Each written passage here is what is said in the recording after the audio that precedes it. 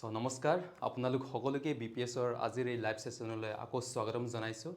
So এতিয়া দীঘলীয়া প্ৰক্ৰিয়াৰ অন্ত পৰিল আৰু 26,000 পৰিয়াললৈ অসমৰ পৰিয়াললৈ কি হয় সুখৰ খবৰ আহিল। সো ইতিমধ্যে এতিয়ালৈকে যেহেতু নেকি যোৱাকালি আৰু আজি কি হ'ল আমাৰ তৃতীয় বৰ্গ আৰু চতুৰ্থ বৰ্গৰ আসাম ডাইৰেক্ট ৰিক্ৰুইটমেণ্টৰ ফলাফল ঘোষণা হ'ল।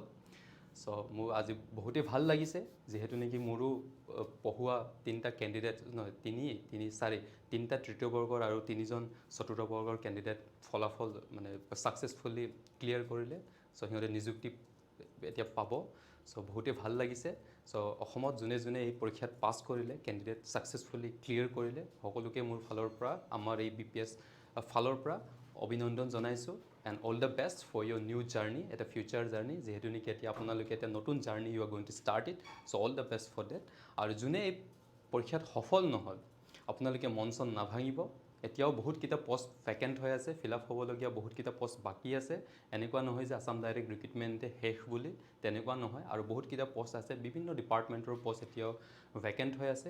এতিয়া যিহেতু নেকি চৰকাৰে কোৱা মতে 1 লাখ নিযুক্তি এতিয়ালৈকে হোৱা নাই, 50,000 মান হৈছে আৰু 50,000 বাকী আছে। এবছৰ যি প্ৰতিশ্ৰুতি দিছিলে আৰু আশা কৰিছোঁ যে চৰকাৰে সেই প্ৰতিশ্ৰুতি সম্পূৰ্ণ ফিল আপ কৰিব। এট দ্য ছেইম টাইম অকল অসম চৰকাৰ বুলিয়ে নহয়, বিভিন্ন পৰীক্ষাটো আছে। আমাৰ SSC আপকামিং SSC আহি আছে, তাৰোপৰি আপোনাৰ বেংকিং এক্সামবোৰতো আহি আছে, ৰেলৱে এক্সাম আহি আছে, হয় নে নহয়? তেনেকৈ বহুতকেইটা এক্সাম এতিয়াও বাকী আছে। চ' আপোনালোকে মন চন ভাঙি নাথাকিব। চ' এতিয়াৰ পৰা প্ৰচেষ্টা চলাওক, এতিয়াৰ পৰা আকৌ আৰম্ভ কৰক নতুনকৈ প্ৰিপেৰেশ্যন। আমি আছোঁৱে আপোনালোকৰ মাজত। আমাৰ সৈতে আমাৰ ফেচবুক পেজটো আপোনালোকে ফ'ল' কৰক, আমাৰ ইউটিউব চেনেলটো ছাবস্ক্ৰাইব কৰক, আমাৰ সৈতে আপোনাৰ প্ৰিপেৰেশ্যনটো আৰম্ভ কৰক। আমি আছোঁ আপোনালোক গোটেইখিনি যিমানখিনি পাৰোঁ গোটেই এক্সামবোৰৰ বাবে A to Z মই আপোনালোকৰ বাবে তৈয়াৰ কৰি লৈ আহিম। সেইকেইটা আপুনি ফ'ল' কৰক। দিনত যিমানখিনি আপোনালোকে সময় পায়, অলৰেডি ৰেকৰ্ডেড ভিডিঅ'জটো থাকেই।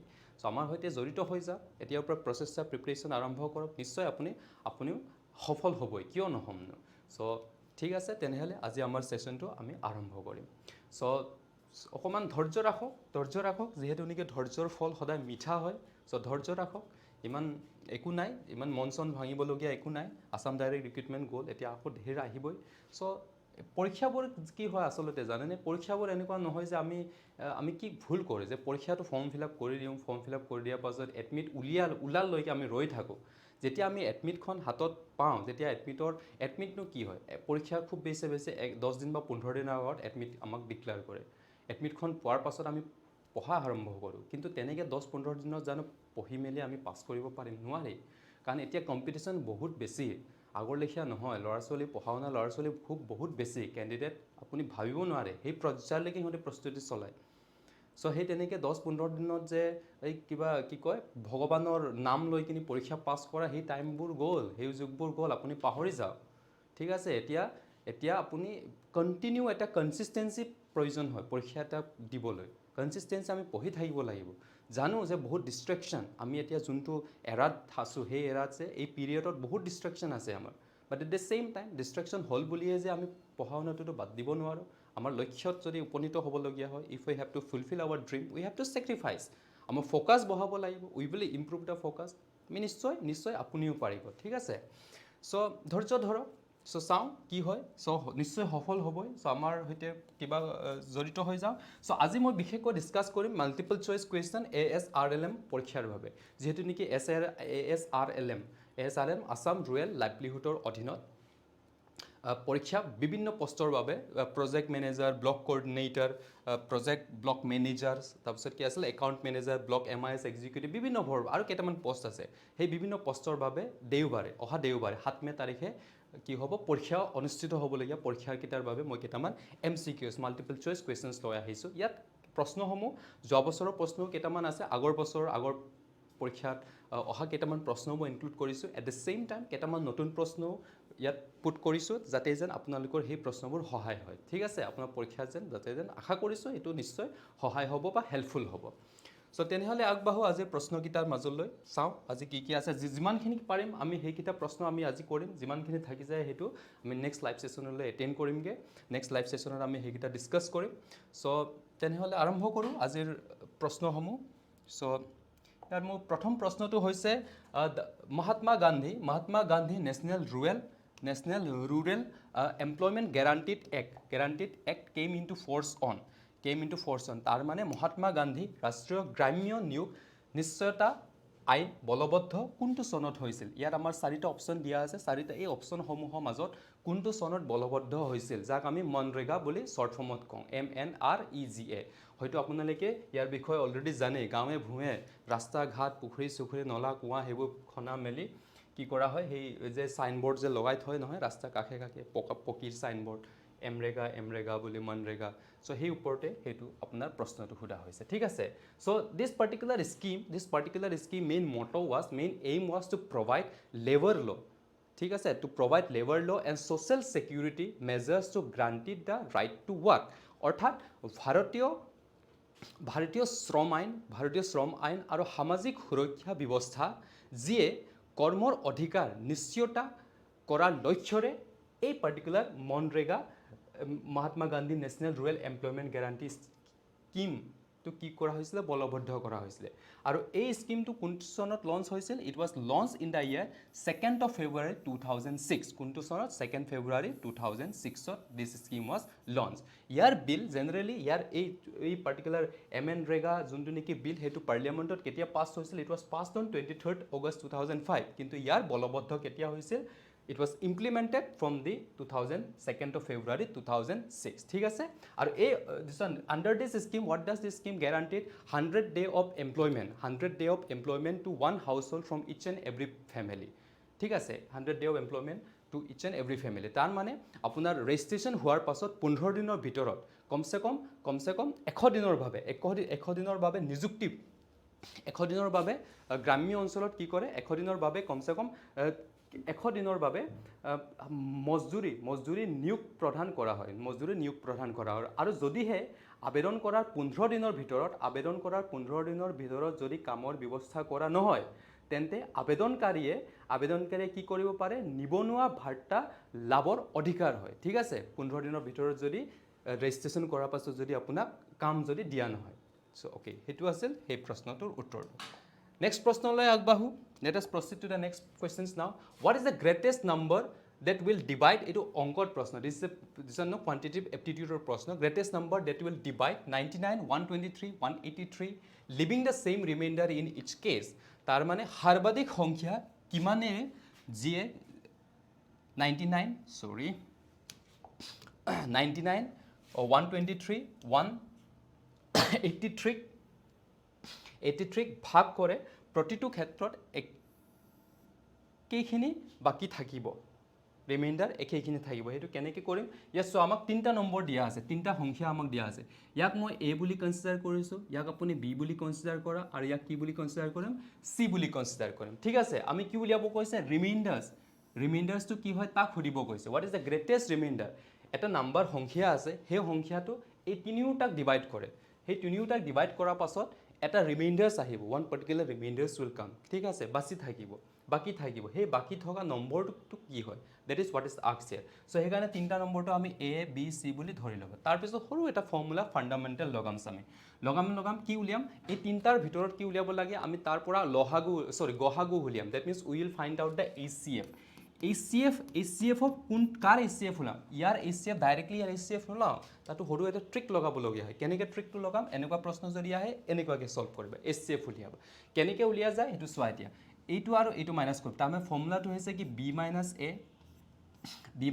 a HCF তাৰ পিছত c b HCF আৰু c কাৰ a HCF ঠিক আছে c a HCF b a কোনটো সংখ্যাৰ HCF আমি গহাগু উলিয়াব লাগিব b a c a আৰু c b r HCF উলিয়াব লাগিব এতিয়া ইয়াত প্ৰথম নম্বৰ কিটা সংখ্যা কিটা আমি প্ৰথম পাতি লওঁ তাৰ পিছত উলিয়াই লওঁ তাৰ পিছত গহাগু উলিয়াম HCF উলিয়াম সো b মানে কি আছিল 123 minus a মানে কি হয় 99 a মানে হৈছে 99 again the next is c মানে কিমান হল 183 minus b মানে কি হল 123 আৰু c মানে কিমান হৈছে c মানে হৈছে 183 minus a মানে কিমান হল 99 a মানে হৈছে 99 ইয়াত প্ৰথম মাইনাস কৰে যায় 123 পৰা যদি 99 যায় 123 পৰা যদি 99 বিয়োগ কৰে কিমান থাকিব 13 পৰা 9 গলে কিমান থাকিব 13 পৰা 9 গলে আপোনাৰ 4 থাকিল আৰু ইফালে 11 9 24 will be there তাৰপিছত আকৌ ছেকেণ্ডটো কি আহিছোঁ ইনটু নহয় দেই, মাজত ইনটু নহয়, মাজত কমা আছে,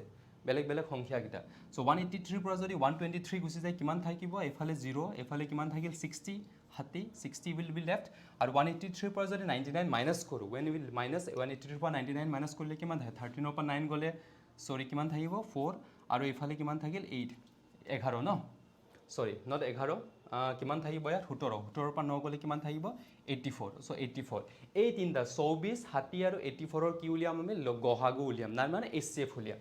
চ' HCF উলিয়াবলৈ আমি কি কৰোঁ, আপোনালোকৰ মনত আছেনে HCF কেনেকৈ উলিয়াম, 24ৰ কি লিখোঁ, 24ৰ ফেক্টৰসমূহ লিখি ল'ব। 24ৰ ফেক্টৰসমূহ কি হ'ব, 2 ইনটু 2 2 জাৰ 4, 4 2 জাৰ 8, 8 3 জাৰ 24, 2 ইনটু 3। ঠিক আছে, ঠিক তেনেকৈ আমি 60, যোনে গম নাপায় যে এই যে মই যে ফেক্টৰ্ছকেইটা কেনেকৈ লিখিলোঁ, যদি আপোনালোকৰ অসুবিধা হৈছে মই আপোনাক দেখাই দিছোঁ ফেক্টৰ কেনেকৈ ওলোৱা হয়। চ' 60, সেই 60টো আমি লিখিলোঁ, ঠিক আছে, 60টো লিখা হ'ল ফেক্টৰ্ছ। আপোনালোকৰ নিশ্চয় মনত পৰিছে এতিয়া কেনেকৈ ফেক্টৰ্ছ আমি উলিয়াওঁ। ইয়াক কি কৰিবা, ইয়াক ফেক্টৰ্ছকেইটা উলিয়াই যাব, যিহেতু নেকি 60 হয়, 60 সি 2 ডিভাইড হ'বই, চ' 2 কিমান বাৰ যাব, 30 বাৰ যাব। আকৌ সেই 2 কিমান বাৰ যাব, 2 কিমান বাৰ সেই হৰণাংক হ'ব, 15 বাৰ। এতিয়াতো 15 2 নাযায়, সি কেইবাৰ যাব, 3 কেইবাৰ যাব, 5 বাৰ, ঠিক আছে। আৰু 5 কেইবাৰ যাব, 1 বাৰ। চ' এইকেইটা হ'ল আমাৰ ফেক্টৰ্ছসমূহ। 60ৰ ফেক্টৰ্ছ কি হ'ব, 2 into 3 into 5, 2 into 3 into 5 R factors of 60। ঠিক তেনেকৈ 84ৰ ফেক্টৰ্ছটো আমি উলিয়াওঁ। 84ৰ ফেক্টৰ্ছটো আমি উলিয়াওঁ এতিয়া। 84ৰ ফেক্টৰ্ছটো মই ইয়াতে দেখাই দিছোঁ আপোনাক। 84ৰ ফেক্টৰ্ছ কি ধৰণে উলিওৱা হয়, ঠিক তেনেকৈ যেনেকৈ মই 60ৰ ফেক্টৰ্ছ উলিয়াইছিলোঁ, 2 কিমান বাৰ যাব, 2 আপোনাৰ যাব 42 টাইম, ঠিক আছে। তেনে 2 কাৰণ 42 ইনটু 2 84 পাবা। 2 আকৌ সি কিমান বাৰ যাব, 21 বাৰ, হয় নে নহয়, 21 ইনটু 2 is 42। আকৌ সি এতিয়াতো 2 নাযায়, সি কিমান বাৰ যাব, 2 যদি নাযায়, প্ৰথম 2 ট্ৰাই কৰিম, 2 শেষ হোৱাৰ পাছত 3 নগ'লে 4 সেনেকৈ এটা এটাকৈ লাহে লাহেকৈ এটা ষ্টেপ আপুনি বঢ়াই গৈ থাকিব। চ' সিমান 7 বাৰ হ'ব, 7 আৰু 7 বাৰে যাব, ঠিক আছে। চ' 2 ইনটু 3 ইনটু 7, চ' 84ৰ ফেক্টৰ কি হ'ল, 2 ইনটু 3 ইনটু 7, ঠিক আছে। আমাৰ কি উলিয়াব লাগে, HCF। এতিয়া HCFসমূহ কি হ'ব, HCFসমূহ হ'ব আপোনাৰ এই যে কমন নাম্বাৰ যোনকেইটা দেখিছা এইকেইটা হ'ব HCF।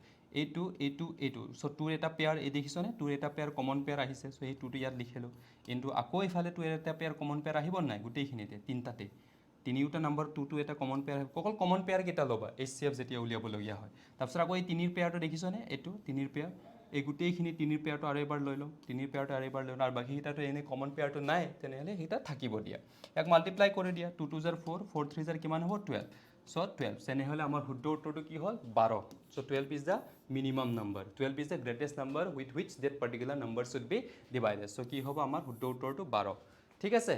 চ' আশা কৰিছোঁ আপোনালোকে সেইটো বুজি পাইছে। মই যিমানখিনি পাৰোঁ সহজ সৰলভাৱে লাহে লাহেকৈ বুজাব চেষ্টা কৰিছোঁ। ইমান ফাষ্টত যাওঁ একো প্ৰয়োজন নহয় যে আমি একদম ফটাফট কৰিম বুলি, আমি প্ৰথম ভালকৈ সুধোঁ, লাহেকৈ যাম, কিন্তু একদম ডিটেইলছত যাম, যাতে যেন আমি বুজি পাওঁ, ঠিক আছে। এনেও আমি প্ৰেক্টিছ কৰাৰ পাছত যেতিয়া আমি প্ৰেক্টিছ কৰি থাকিম, এনেও আপোনালোকৰ এই একুৰেচি ফাৰ্ষ্ট ৰেট সেইকেইটা লাহে লাহে আহিয়ে যাব। চ' প্ৰথম যেতিয়া বুজা সময়ত কেতিয়াও আপুনি hard and first rule apply কৰিব নালাগে, যিমানখিনি পাৰে লাহে লাহেকৈ বুজিব চেষ্টা কৰিব। তাৰপিছত 2-3টামান প্ৰশ্ন কৰাৰ পাছত এনেও আপোনাৰ স্পীড আপটো নিজে নিজে আহিয়ে যাব। চ' তেনেহ'লে নেক্সট কুৱেশ্যনলৈ আগবাঢ়োঁ। চ' নেক্সট কুৱেশ্যনটো হৈছে, ইয়াত মই আপোনালোকে ভাবিছে চাগে মই 21 নম্বৰৰ পৰা কিয় আৰম্ভণি কৰিছোঁ, কাৰণ মই যোৱা লাইভ ছেশ্যনত অলৰেডি 1ৰ পৰা 20লৈ ফ্ৰম 1 to 20, 1ৰ পৰা 20লৈ অলৰেডি 20টা কুৱেশ্যনছ যোৱা লাইভ ছেশ্যনত মই ডিছকাছ কৰিছিলোঁ, ঠিক আছে। আজি মই 21ৰ পৰা বাকী গোটেইখিনি যিমানখিনি পাৰোঁ আজি ডিছকাছ কৰিম। তাৰপিছত থাকি যোৱাখিনি মই নেক্সট এটা বেলেগ লাইভ ছেশ্যনত আকৌ থাকি যোৱাখিনি ডিছকাছ কৰিমগৈ, ঠিক আছে। চ' লেট আছ গ' ফৰ দ্য কুৱেশ্যন নম্বৰ 23, তাৰমানে 23 নম্বৰ প্ৰশ্ন। আৰু যোনে মোৰ যোৱাবাৰৰ লাইভ ছেশ্যনছটো মিছ কৰিলে বা এটেণ্ড নকৰিলে, আপোনালোকে ভিডিঅ'টো অলৰেডি ফেচবুকতো আছে, ইউটিউবতো আছে, আপুনি সেই ভিডিঅ'টো তাৰ পৰা চাই ল'বগৈ পাৰে আৰু আৰামত ডিটেইলছকৈ আপুনি পঢ়ি ল'বগৈ পাৰে। আৰু যদি কাৰোবাৰ কিবা যদি ডাউট আছে পৰীক্ষাৰ ৰিলেটেড বা কিবা টপিকৰ ওপৰত, আপুনি মোক মেছেজ কৰক, মই আপোনালোকক কাৰণে আৰু এটা ভিডিঅ' বনাম আৰু এটা লাইভ ছেশ্যন ল'ম অকণমান ডাউট ক্লিয়াৰেঞ্চৰ কাৰণে ঠিক আছে তেনেহ'লে সেই কুৱেশ্যনটোলৈ আগবাঢ়ো চ' এতিয়া নেক্সট প্ৰশ্নটো হৈছে 23 কুৱেশ্যন নম্বৰ 23টো a shopkeeper owner purchase an air conditioner so' এটা এয়াৰ কণ্ডিশ্যনাৰ সি ক্ৰয় কৰিছে য'ত নেকি 12,000 টকা দি কিনি আৰু সেই এয়াৰ কণ্ডিশ্যনাৰটোক সি কি কৰিলে 15,000ত বিকিলে ইয়াত যেনিবা জিৰ'জ ইয়াত আহিব লাগিছিলে 15,000 এই তিনিটা জিৰ'জ পিছফালে আহিলে অকণমান টাইপিং মিষ্টেক হ'ল একো নাই বাৰু ইয়াত 15,000 what was the percentage of the profit so' এই চাৰিটাৰ ভিতৰত প্ৰফিটৰ পাৰ্চেণ্টেজ কিমান হয় সেইটো সুধিছে চ' অসমীয়াটো দিয়া আছে প্ৰশ্নটো এজন দোকানী মালিকে 12,000 টকাত কি ক্ৰয় কৰিলে এয়াৰ কণ্ডিশ্যনাৰ ক্ৰয় কৰিলে আৰু 15,000 টকাত বিক্ৰী কৰে লাভৰ শতাংশ কিমান হ'ব যদি 12,000 টকাত যদি বস্তুটো ক্ৰয় কৰি যদি 15,000 টকা যদি বিকে তেনেহ'লে সেই দোকানীজনে কিমান শতাংশ সি লাভ প্ৰফিট কমালে প্ৰফিট জেনেৰেট কৰিলে সেইটো সোধা হৈছে ইয়াত আমি ক্ৰয় কৰা মানে কিমানত সি কিনিছিলে কষ্ট প্ৰাইচ কিনা দামটো কি বুলি কওঁ আমি কষ্ট প্ৰাইচ কিমান হয় 12,000 কষ্ট প্ৰাইচ ইজ 12,000 আৰু সি কিমানত বিকিলে চেলিং প্ৰাইচ কিমান আছিল 15,000 টকাত সি বিকিলেগে ঠিক আছে আমাক কি উলিয়াব কৈছে প্ৰফিট পাৰ্চেণ্টেজটো কিমান হ'ব সেইটো উলিয়াব কৈছে P is equal to question mark profit percent obviously profit হৈছে আমিতো দেখিয়ে গম পাওঁ যে সেই প্ৰফিট হৈছে কিমান প্ৰফিট হৈছে 3,000 টকাৰ প্ৰফিট হৈছে হয়নে কাৰণ 12,000 টকাত কিনি যদি 15,000 টকাত বিকে if he purchase at 12,000 and sold at 15,000 then he is making a profit of 3,000 দেখা দেখি now we have to find out the profit percent আমি প্ৰফিট পাৰ্চেণ্টটো উলিয়াব লাগে প্ৰফিট পাৰ্চেণ্ট তেনেহ'লে উলিয়াওঁ প্ৰফিটৰ ফৰ্মুলাটো কি আছে SP minus CP divided by CP into 100 এই প্ৰশ্নটো এই সূত্ৰটো মনত থবা so keep this formula in mind to solve this type of questions related to profit and loss so আমাৰ SP what is the value of SP ৰ value কিমান হৈছিলে 15,000 টকা so put it 15,000 over here what is the value of CP ৰ value কিমান হয় 12,000 টকা so 12,000 টকা ইয়াত put কৰি দিয়া আৰু CP ৰ value কিমান আছিল 12,000 টকা ডাইৰেক্ট আমি ৰিপ্লেস কৰিছো ডাইৰেক্টলি উইল ৰিপ্লেস দ্য ভ্যালু ইয়াত 100 আছিল 100 টো থাকিব দিয়া 15,000 ৰ পৰা 12,000 গলে কিমান থাকিব 3,000 থাকিব 3,000 will be left and নিচে it was 12,000 only 12,000 को रहने दो থাকিব দিয়া या 0 0 0 0 কিটা ক্যান্সেল যাব আর ইয়াৰ পৰা এই টু 0 ক্যান্সেল গল ঠিক আছে সো 0 0 0 0 অল দ্যাট ক্যান্সেল হেতে ক্যান্সেল কৰাৰ পাছত আমাৰ যি থাকিলে হেগিটাৰ ওপৰত অকমান কিবা কৰা হয় ঠিক আছে সো ইয়াক যদি মই 3 এদি কাটি দিও 3 এদি টু ক্যান্সেলেশন যাব 3 এদি কিমান বাৰ যাব 100 বাৰ কাৰণ 1000 300 হ'ব আৰু এই 3 এদি কিমান যাব 4 বাৰ আকৌ 4 আৰু 100 তো মই কেইবাৰ ক্যান্সেল কৰিব পাৰিম 25 বাৰ কাৰণ 4 25 গুণ কিমান হয় 100 হয় কিমান থাকিল 25 থাকিল so what is the profit percentage it is 25% তাৰ মানে 25% কি হৈছে 25% প্ৰফিট হি এই দোকানীজনে পালে ঠিক আছে প্ৰফিট শতাংশ হি লাভ কৰিলে এই ডিলটোৰ পৰা এই কিনা বেচা প্ৰক্ৰিয়াটো ঠিক আছে এই এনেকুৱাকৈ আপুনি সলভ কৰিব ওকে তেনেহলে নেক্সট প্ৰশ্নটোলৈ আগবাঢ়ো Okay.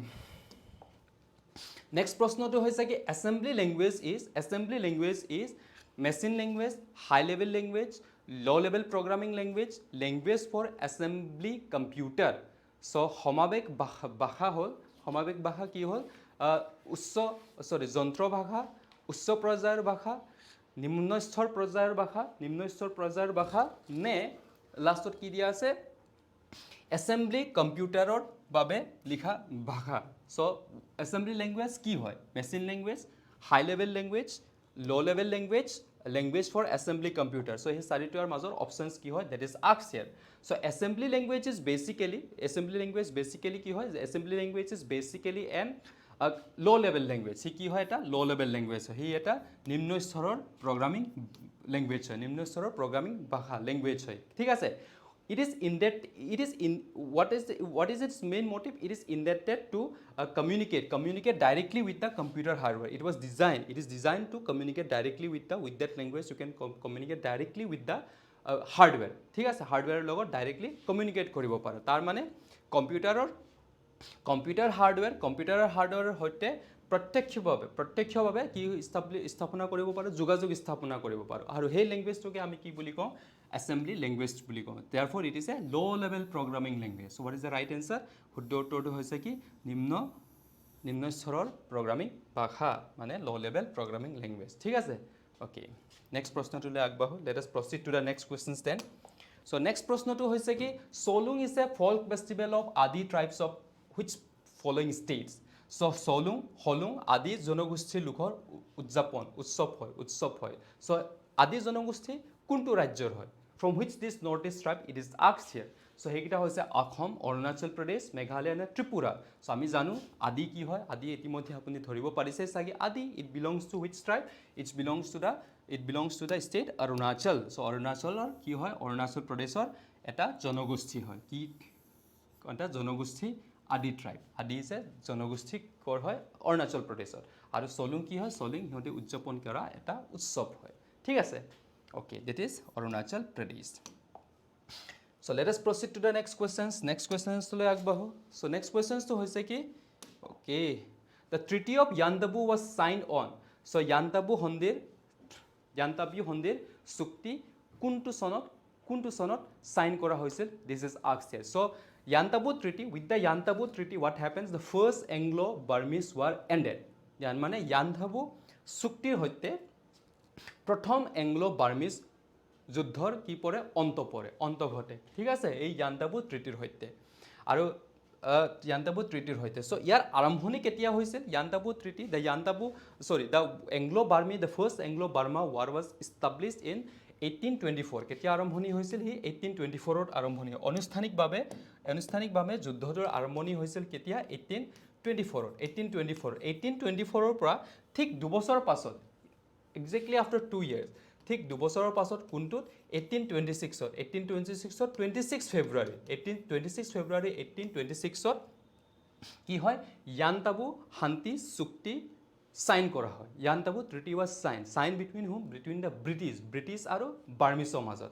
ব্ৰিটিছৰ জেনেৰেল কোন আছিল, British general at that time was Campbell was the general of British general, between British general Campbell and আৰু বাৰ্মাৰ পক্ষত কোন আছিল, বাৰ্মাৰ পক্ষৰ পৰা আছিল লেগিং মহামিন হিল was the general of Burmese, and from the British side, ব্ৰিটিছৰ পক্ষত কোন আছিল, Campbell আছিল. So ইয়াৰ ট্ৰিটি, সেই ট্ৰিটিটো কেতিয়া সাইন কৰা হৈছিল, 26 ফেব্ৰুৱাৰী 1826ত. So it was signed in 26 February 1826. With this treaty, the first Anglo-Burmese war came to an end. এই চুক্তিৰ জৰিয়ত প্ৰথম এংলো-বাৰ্মিজ ৱাৰৰ অন্ত ঘটে. ঠিক আছে, okay. Okay, now find out the course of Stilwell Road. So Stilwell পথৰ গতিপথ বিচাৰি উলিওৱা. So এইকেইটা কোন কেইটা কাণ্ট্ৰি, ৰাজ্য আৰু দেশক Stilwell Road সংযোগ কৰে, সেইটো ইয়াত উলিয়াব কৈছে. So Stilwell Road, it connect India from Assam. It started, passes through Myanmar and reached to China. অসমৰ পৰা আৰম্ভণি হয়, মিয়ানমাৰৰ থ্ৰুদি সি অন্ত ক'লৈ পায়গে, সি চীনলৈ পায়গে.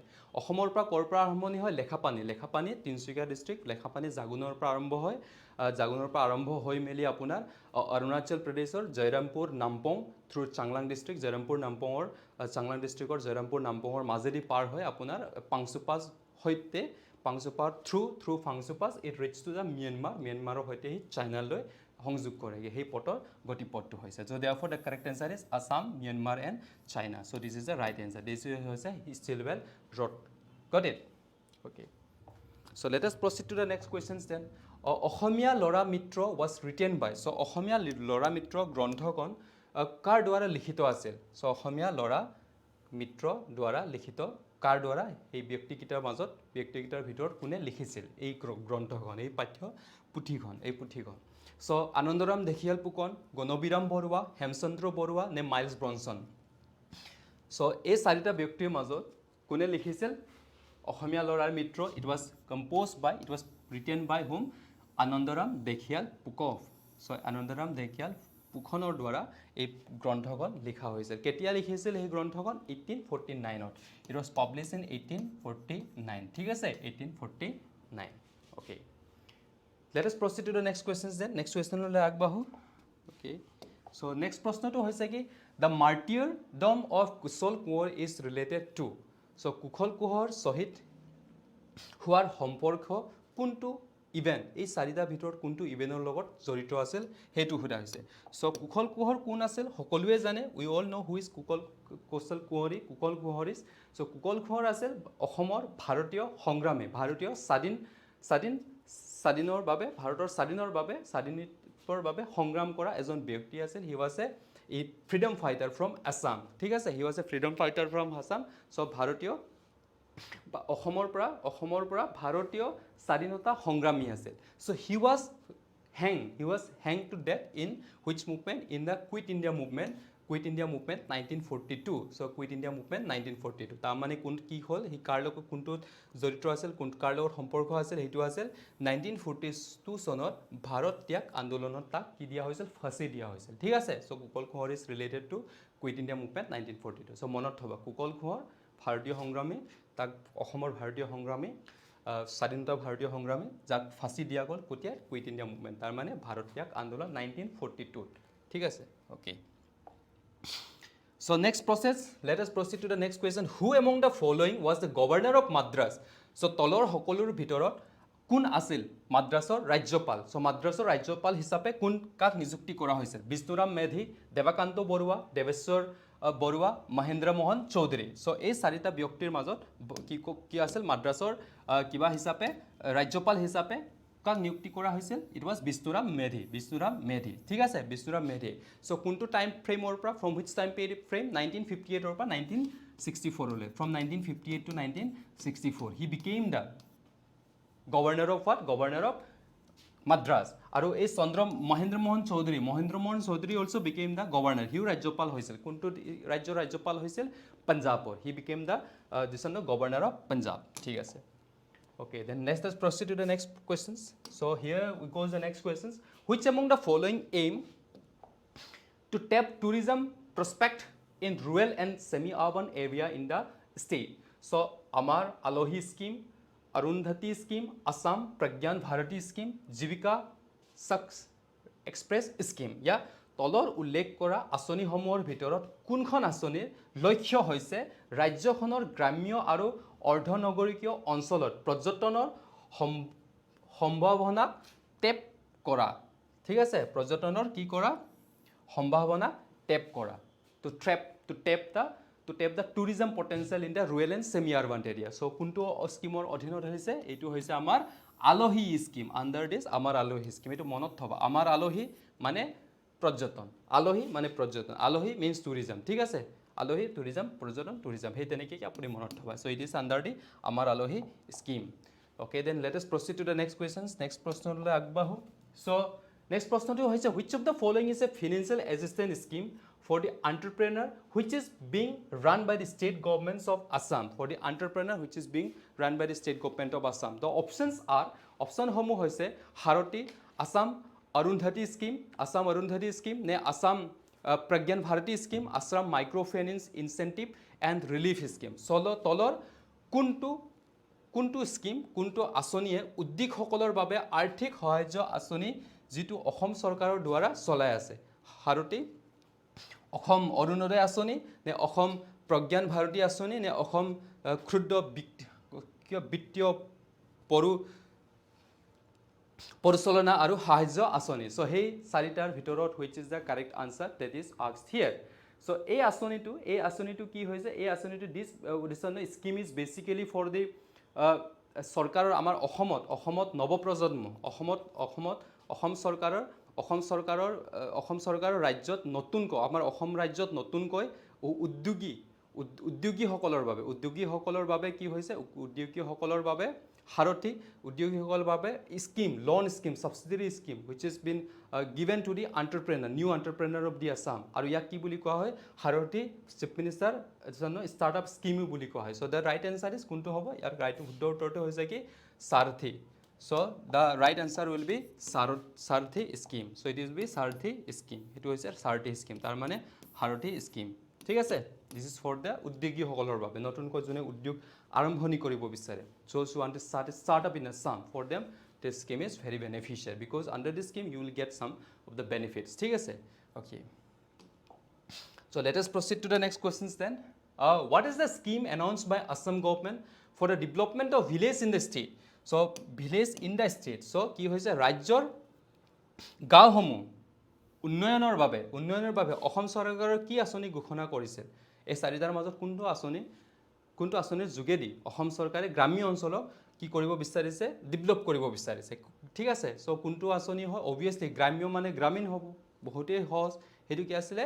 সমগ্ৰ গ্ৰাম্য উন্নয়ন যোজনা সমগ্ৰ গ্ৰাম্য উন্নয়ন যোজনা তাৰমানে সমগ্ৰ গ্ৰামীণ উন্নয়ন যোজনা সমগ্ৰ গ্ৰামীণ উন্নয়ন যোজনা সো গ্ৰাম গাঁও সেই তেনেকৈ মনত ৰাখিব পাৰা গ্ৰাম মানে গাঁও গাঁও মানে গ্ৰাম্য সেই তেনেকৈ গ্ৰাম গ্ৰাম in that way it is very easy for the development of what for the development of village in Assam this particular scheme has been launched by government of Assam okay next প্ৰশ্নলৈ আগবাঢ়ো তেনেহলে what is the subsidiary amount provided by the government of Assam under the Abhinav education loan subsidiary scheme so Abhinav শিক্ষা ঋণ ৰাজসাহায্য আঁচনিৰ অধীনত ৰাজসাহায্য কোনটো আঁচনি অভিনন্দন শিক্ষা ঋণ ৰাজসাহায্য আঁচনিৰ অধীনত চৰকাৰে প্ৰদান কৰা ৰাজসাহায্যৰ পৰিমাণ কিমান so what is the subsidiary that has been given by the government of Assam for the education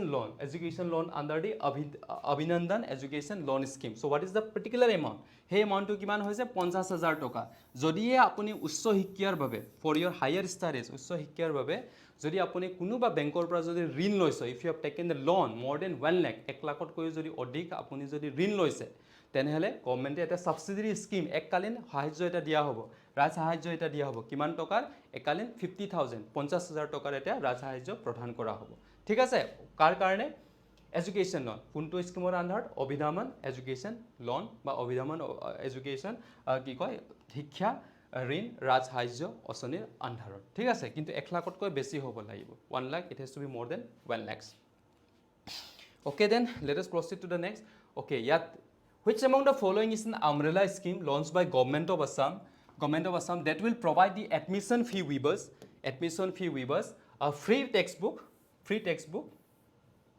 hostel message due waiver along with the textbook assistance to the undergraduate and postgraduate student one-time education loan subsidy scooty to boys and girls so এই option সমূহ Anandaram Barua Assam Abhinandan Pragyan Bharati scheme Assam Sneha sports scheme so তলত এই কিটা দিয়াৰ কোনটো হৈছে ছাত্ৰী আঁচনি চৰকাৰে আৰম্ভ কৰা অসম চৰকাৰৰ দ্বাৰা আৰম্ভ কৰা কি হয় ইয়াত কি নাম ভৰ্তিৰ মাসুল ৰেহাই প্ৰদান কৰা হয় সেই স্কিমৰ অধীনত বিনামূলীয়া পাঠ্যপুথি প্ৰদান কৰা হয় হোষ্টেল মেছৰ বাবে ৰেহাই প্ৰদান কৰা হয় আৰু পাঠ্যপুথিৰ সহায়ত লগতে আন্ডাৰ গ্ৰেজুৱেট আৰু পোষ্ট গ্ৰেজুৱেট যদি ডিগ্ৰী কোৰ্স কৰি আছে বা কোনোবা ইউনিভাৰ্সিটিৰ যদি মাষ্টাৰ ডিগ্ৰী কৰি আছে ছাত্ৰ ছাত্ৰীৰ বাবে কি প্ৰদান কৰা হয় এককালীন শিক্ষা ঋণ ৰাজ্য কি কয় ৰাজ সাহায্য প্ৰদান কৰা হয় আৰু ল'ৰা ছোৱালীক স্কুটি প্ৰদান কৰা হয় এইটো বহুতে ফেমাস এবাৰ সাগে যোনবোৰে ফাৰ্স্ট ডিভিজন কি পালে ফাৰ্স্ট ডিভিজন যোনকিটা পোৱা ছাত্ৰীগৰ সকলকটো এবাৰ চৰকাৰে কি দিলে যোৱাবাৰ স্কুটি প্ৰদান কৰিলে ন সো এইটো কোনটো স্কিমৰ অধীনত আছিল সেই স্কিমটোৰ নামটো হৈছিল প্ৰজ্ঞান ভাৰতী স্কিম ঠিক আছে প্ৰজ্ঞান ভাৰতী স্কিমৰ অধীনত under the Pragyan Bharati scheme the scooty was provided to the girls and girls ঠিক আছে আৰু ইয়াত কিমান টকা দিয়া হয় 1500 টকা দিয়া হয় কিতাপ কিনিবলৈ আৰু এট দ্য সেম টাইম এই আন্ডাৰতে আমাৰ ডিগ্ৰীৰ এডমিশন কিটা গভৰ্নমেন্ট কলেজৰ এডমিশন কিটা ফ্ৰী কে কৰি দিয়া হৈছে under this particular Pragyan Bharati scheme only ঠিক আছে ওকে আনন্দৰাম বৰুৱাটো তো আপোনালোকৰ মনত আছে আনন্দৰাম বৰুৱা যত ল্যাপটপ প্ৰদান কৰা হয় 75% এন ওপৰ হলে মেট্ৰিকত so okay next scheme to লৈ যাও next questions to লৈ what is the beneficiary amount of Arunodaya scheme which was launched to empower women and provide financial assistance to the economically vulnerable families so মহিলা সবলীকৰণ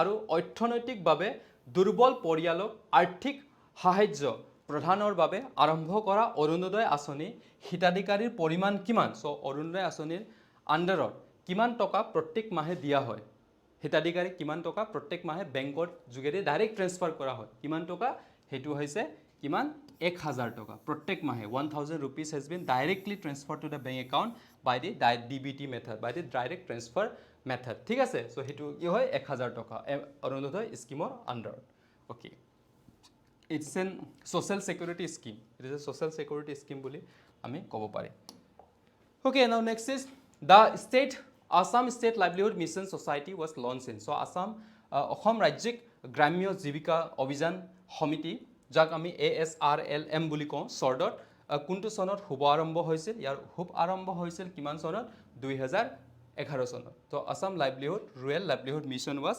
initiated it was launch it was establish in the year what 2011 so' 2011 চনত 2011 চনত হৈছিল it was establish it was came into force in 2011 চন 2011 চনত সি শুভ আৰম্ভ হৈছিল কাৰ আসাম ৰুৰেল লাইভলিহুড মিছন যেহেতু নেকি আপোনালোকে ইয়াৰ পৰীক্ষা দিব গৈ আছে you are going to appear for this particular exam only okay then let us proceed to the next the total number of block in assam অসমত total block কেইটা আছে অসমত total block কিমানটা আছে অসমত total block 219 টা আছে there are 219 block in assam so আপুনি মোক comment sectionত কওকচোন বাৰু অসমত এতিয়া বৰ্তমান ৰাজ্য কিমানটা আছে how many sorry district কিমানটা আছে ৰাজ্য নহয় ভুল হ'ল district কিমানটা আছে কেইখন জিলা আছে আমাৰ অসমত because কেইটামান জিলাটো মাৰ্জাৰ হৈছিল হয় না না so কেইখন আপোনাৰ জিলা আছে district are there in assam please text me মোক মেছেজত জনাব কেইখন ডিস্ট্ৰিক্ট আছে আপোনাৰ এটা ৰিভিজন হৈ যাব আৰু আমি চাওঁচোন আপুনি কিমানজনে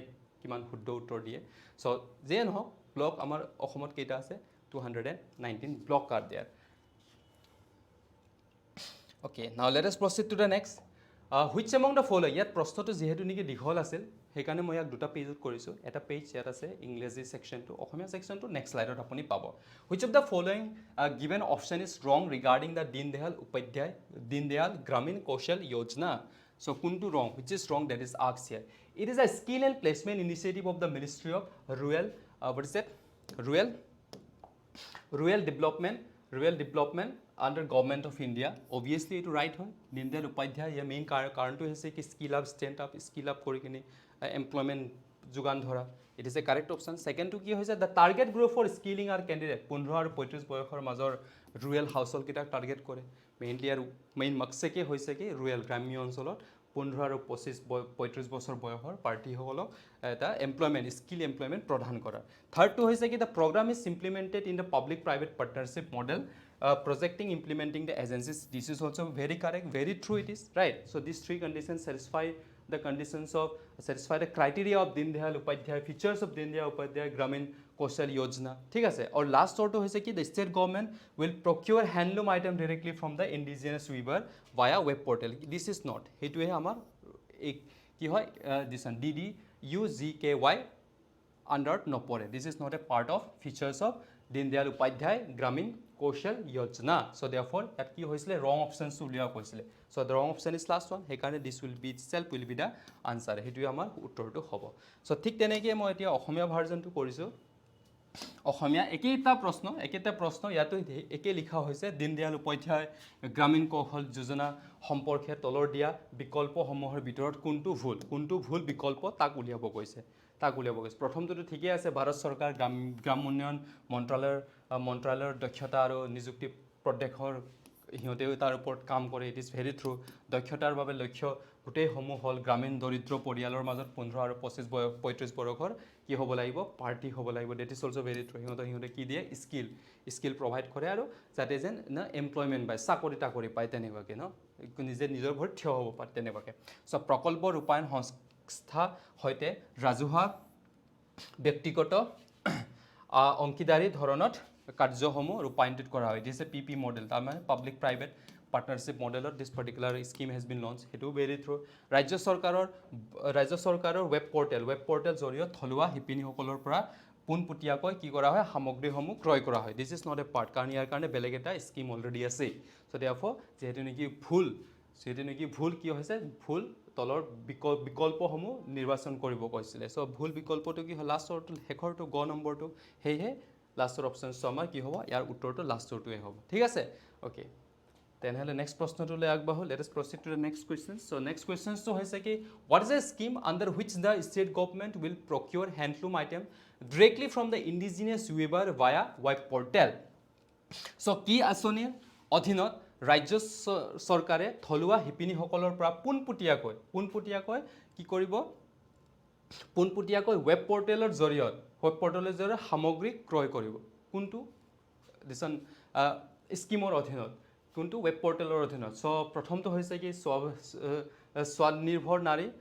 স্বনিৰ্ভৰ নাৰী অৰুণোদয় স্কিম সা সজুলি যোজনা স্বামী বিবেকানন্দ আসাম ইউথ এমপ্লয়মেণ্ট যোজনা ঠিক আছে ইয়াৰ চাৰিটা অপশ্যনসমূহ ঠিক তেনেকৈ দিয়া আছে স্বনিৰ্ভৰ নাৰী অৰুণোদয় আঁচনি সা-সজুলি কি হয় যোজনা নে স্বামী বিবেকানন্দ অসম যুৱ সবলীকৰণ যোজনা চ' এই আঁচনিটোৰ জৰিয়তে কি কৰিব গভৰ্ণমেণ্ট অফ অসম চৰকাৰে ডাইৰেক্টলি শিপিনীসকলৰ পৰা কি কৰিব মধ্যভোগী জড়িত নোহোৱাকৈ থলুৱা শিপিনীসকলৰ পৰা সামগ্ৰীসমূহ পৰম্পৰাগত হাতেৰে বনোৱা সামগ্ৰীসমূহ কি কৰিব অসম চৰকাৰে ক্ৰয় কৰিব যাতে যেন তাত একো মিডলমেন নাথাকিব মধ্যযোগী জড়িত নাথাকিব ঠিক আছে মধ্যভোগী জড়িত নাথাকিব so' what is this particular scheme সেই স্কিমৰ নামটো হৈছে কি Swanirbhar Nari what is the scheme that is Swanirbhar Nari ঠিক আছে চ' স্বনিৰ্ভৰ নাৰী ইজ দ্য স্কিম যাৰ অধীনত নেকি ৱেব পৰ্টেলৰ অধীনত চৰকাৰে ক্ৰয় কৰা হ'ব অ'কে চ' তেনেহ'লে মই আজি ইমানতে থৈছোঁ থেংক ইউ ফৰ ৱাচিং বিং উইথ মি ধন্যবাদ আজি মই ইমানতে থৈছোঁ ইমানতে আজিৰ ছেশ্যনটো মই সামৰণি মাৰিছোঁ চ' আপুনি পঢ়ি থাকক প্ৰিপেয়াৰ কৰি থাকক যিহেতু নেকি এক্সাম বহুতেই ওচৰ হৈছে আৰু যোনবোৰ মই অলৰেডি আপোনাক কৈছোঁ যদিহে আপুনি থাৰ্ড গ্ৰেড বা গ্ৰেড 3 বা গ্ৰেড 4ৰ যদি আপুনি চাকৰি নেপালে আপুনি এতিয়া মন ভাঙি যাব নালাগে বহুতকেইটা চাকৰি আহিবলগীয়া আছে পঢ়ি থাকক আপুনি আপোনাৰ প্ৰচেষ্টা অব্যাহত ৰাখক জৰুৰ আপোনাৰ এদিন নহ'লে এদিন সুখৰ খবৰ আপোনাৰো আহিব চ' পৰীক্ষাৰ কাৰণে খুবেই প্ৰেক্টিছ কৰক যিমানখিনি পানী আপুনি প্ৰেক্টিছ কৰক আৰু আমাৰ ফেচবুক পেজটো আপুনি ফ'ল' কৰক ইউটিউব চেনেলটো আপুনি ফ'ল' কৰক ঠিক আছে যাতে যেন আপুনি আপডেটসমূহ পাই থাকে যাতে যেন আৰু আপোনাৰ যদি কিবা কুৱেৰিজ থাকে ডাউটছ থাকে আমাক মেছেজ কৰক যাতে যেন আমি আপোনাৰ কুৱেৰিজ ডাউটসমূহ কি কৰিব পাৰোঁ ক্লিয়াৰ কৰিব পাৰোঁ চ' আজি ইমানতে আজিৰ ক্লাছটো অন্ত থৈছোঁ ইমানতে মই সামৰিছোঁ চ' মোৰ লগত এই লাইভ ছেশ্যনটো এটেণ্ড কৰাৰ বাবে ধন্যবাদ